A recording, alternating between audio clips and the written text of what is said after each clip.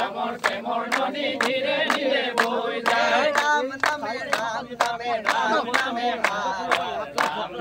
কৰি আছে জগত উদ্ধাৰ নাম লোৱা মনোবাৰ নামৰ বিনে গতি নাই হৰি নামৰ প্ৰেমৰ নদী ধীৰে ধীৰে বৈ যায়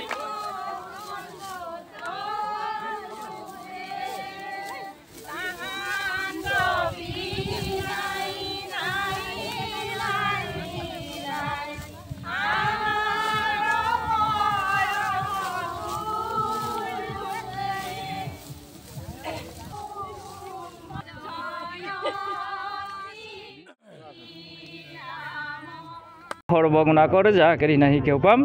তোহাৰি চৰণ কৰে নো শতকোটি বাৰেকো কৰো প্ৰণাম বাৰেকো কৰো প্ৰণাম কৃষ্ণ আপোনালোকে আজি আহিছে আমাৰ এই সাক্ষাৎকাৰ ল'বলৈ আমাৰ অনুষ্ঠানটোৰ বিষয়ে দুই এটা কথা জানিবলৈ গতিকে আমাৰ অনুষ্ঠানটো হৈছে শ্ৰীমন্ত শংকৰদেৱ সংঘ যিটো অনুষ্ঠান আমাৰ গুৰুজনাৰ নামেৰে আৰু গুৰুজনাৰ আদৰ্শৰ ওপৰত প্ৰতিষ্ঠিত হৈছিল আৰু সেই অনুষ্ঠানটো 1930 চনত গঠন হৈ আজি এটা বৃহৎ অনুষ্ঠানলৈ ৰূপান্তৰিত হৈছে এই অনুষ্ঠানটোৰ প্ৰতি বছৰে এখন বাৰ্ষিক অধিৱেশন পতা যায় বিভিন্ন জিলাত আৰু বিভিন্ন জিলাৰ ভকতৰ আমন্ত্ৰণ কৰ্মে এই অনুষ্ঠানভাগী আমাৰ পতা হয় গতিকে এইবাৰ তদ্ৰুপ এই অনুষ্ঠানভাগী আমাৰ যোৰহাট জিলাত অনুষ্ঠিত হ'ব যোৰহাট জিলাৰ আমন্ত্ৰণ কৰ্মে আমাৰ এই অনুষ্ঠানভাগী ইয়াত অনুষ্ঠিত হ'ব আৰু এই আমন্ত্ৰণ কৰ্মে আমি মাতি অনা এই অনুষ্ঠানটি আৰু 17 নৱেম্বৰ তাৰিখে আমাৰ ইয়াত লাইকোঠা স্থাপন হৈ গৈছে এইখন পথাৰৰ নাম হৈছে মবন্দা এৰালতলি পথাৰ ইয়াতে হ'ব শ্ৰীমন্ত শংকৰদেৱ সংঘৰ 94 সংখ্যক বাৰ্ষিক অধিৱেশন তাৰমানে আমাৰ এই অনুষ্ঠানটি 94 বছৰত ভৰি দিলে আৰু এই অনুষ্ঠানটি অনুষ্ঠিত কৰি প্ৰতি বছৰে অনুষ্ঠিত কৰি অহা হৈছে আৰু এই অনুষ্ঠানটোৰ গুৰুত্ব হৈছে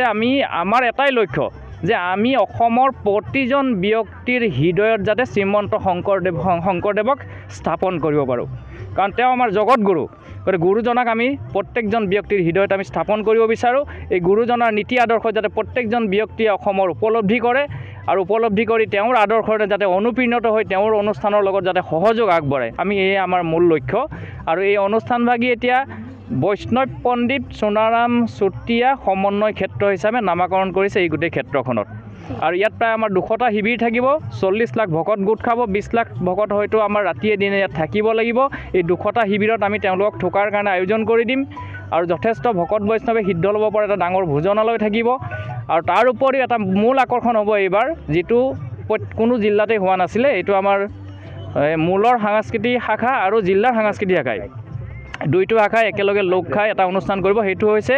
94 সংখ্যক যিহেতু বাৰ্ষিক অধিৱেশন 94 জোৰ তালেৰে প্ৰসং কৰাৰ এটা আমি আদৰ্শ দেখুৱাম ইয়াত আৰু তাৰ কাৰণে আমাৰ শুক্ৰবাৰ আৰু শনিবাৰে জিলা নামঘৰত আমাৰ এই অনুষ্ঠানটিৰ প্ৰশিক্ষণ কৰ্মশালা চলি আছে আমাৰ আজি আপোনাসবক আমি জনাবলৈ পাই সুখী হৈছোঁ যে আমাৰ শ্ৰীমন্ত শংকৰদেৱ সংঘৰ 94 সংখ্যক মূলৰ বাৰ্ষিক অধিৱেশন ভাগি এইবাৰ আমাৰ যোৰহাট জিলাৰ তীৰ্থত এই মৌবন্ধা এৰালতলি পথাৰত আমাৰ বৈষ্ণৱ পণ্ডিত সোণাৰাম চুতীয়া সমন্বয় ক্ষেত্ৰত আমাৰ অনুষ্ঠিত হ'ব ইতিমধ্যে আমাৰ এই অধিৱেশনৰ প্ৰাৰম্ভিক কাৰ্যসূচী হিচাপে আমাৰ 17 নৱেম্বৰত ইতিমধ্যে লাইখুটা স্থাপন আমাৰ বৰ্ণাঢ্য কাৰ্যসূচীৰে হৈ গৈছে আমাৰ মহামান্য পদাধিকাৰ ভৱেন ডেকা বাপ আৰু প্ৰধান সম্পাদক কুশল ঠাকুৰীয়া বাপৰ উপস্থিতিত ইতিমধ্যে প্ৰায় 20,000 ভকত বৈষ্ণৱৰ সমাগমত আমি এই অনুষ্ঠানটো কৰিলোঁ ইয়াৰ পিছত আমি দ্বিতীয়টো কাৰ্যসূচী হিচাপে আজি আমি ইয়াত নৰাকটা অনুষ্ঠানটো আমি আৰম্ভ কৰিছোঁ আমাৰ যোৰহাট জিলাৰ 16খন আঞ্চলিকৰ পৰা ভকত বৈষ্ণৱ আহিছে ইতিমধ্যে আমাৰ এই আৰম্ভণিতে ইমানখিনি গোট খাইছে অলপ পৰৰ পিছত হয়তো প্ৰায় 5,000 ভকত বৈষ্ণৱ আমাৰ ইয়াত উপস্থিত হ'ব সকলোৱে আজি নৰাকটা অনুষ্ঠানটো শুভাৰম্ভ কৰিছে আৰু এইটো আমাৰ প্ৰায় এসপ্তাহ 10 দিনলৈকে চলি থাকিব যিহেতু আমাক বহুত নৰা দৰকাৰ হ'ব আমাৰ ইয়াত 200টা শিবিৰ আমাৰ নিৰ্মাণ কৰা হ'ব এই 200টা শিবিৰত ভকত বৈষ্ণৱ থাকিবৰ কাৰণে আমাৰ সেই নৰাখিনি আমি সংগ্ৰহ কৰি আমি তাত ৰাখিম আৰু ইয়াৰ পিছতে আমি আমাৰ 35খন উপসমিতি আমাৰ আদৰণি সমিতিৰ আমাৰ সভাপতি ডক্টৰ নবীন চন্দ্ৰ বৰা সম্পাদক ধীৰেন্দ্ৰনাথ ডেকা বাপৰ তত্ত্বাৱধানত আৰু লগতে যোৰহাট জিলা শ্ৰীমন্ত শংকৰদেৱ সংঘৰ সভাপতি খগেন ফুকন সম্পাদক বিশ্বজ্যোতি গগৈ বাপৰ নেতৃত্বত আমাৰ যোৰহাট জিলাৰ 16খন আঞ্চলিকৰ প্ৰায় 10,000 ঘৰ গৃহ সংগীয়ে আমাৰ এই বৃহৎ মহান অনুষ্ঠানটোত আৰ্থিক কায়িক মানসিক সকলো দিশতেই মানে আপোনাৰ জড়িত হৈ পৰিছে সকলোৱে মানে ইয়াত শ্ৰমদান কৰিবলৈ আহিছে আৰু ইতিমধ্যে আমি প্ৰায় আমাৰ এই অধিৱেশনৰ কাৰণে প্ৰায় 40 লক্ষ ভকত বৈষ্ণৱক আমি আদৰিবৰ কাৰণে আমি যোৰহাট জিলা ইতিমধ্যে সাজু হৈছোঁ। তাৰ ভিতৰতে আমি